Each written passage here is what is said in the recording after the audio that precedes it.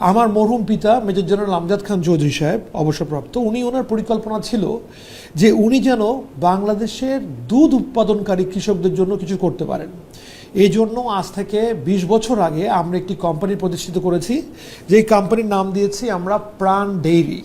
বাংলাদেশের কৃষকদের বিপ্লব ঘটানোর জন্য, নরনারীর বিপ্লব ঘটানোর জন্য এবং অধিকাংশ আমাদের নারী কৃষকদের সমাধানের জন্য আমরা এই ডেইরি শিল্পকে বেছে নিয়েছি। দুধ উৎপাদনকারী এলাকায় আমরা আমাদের মিল্ক কালেকশন সেন্টার বানিয়েছি। কৃষকের থেকে উৎপাদিত দুধ আমরা বাংলাদেশে উৎপাদন করছি।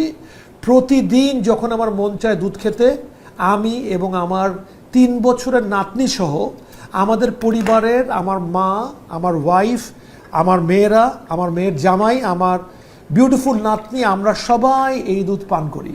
মানুষ চেষ্টা করছে প্রাণ দমিত হয়ে যাক। প্রাণ দমিত হয়ে গেলে কৃষিতে যে বিপ্লব ঘটানোর চেষ্টা করছি তা দমিত হয়ে যাবে। আস্থার ঘাটতি থাকলে আমার সম্মুখে আসেন, আমার সাথে কথা বলেন, আসেন আমরা ফ্যাক্টরিতে যাই, আসেন আমরা কালেকশন সেন্টারে যাই, আসেন আমরা সেই সমস্ত কৃষকদের সাথে কথা বলি যারা ব্যাপক পরিশ্রম করে আমাদের এই দুধের স্বপ্ন বাস্তবায়নের জন্য কাজ করে যাচ্ছেন।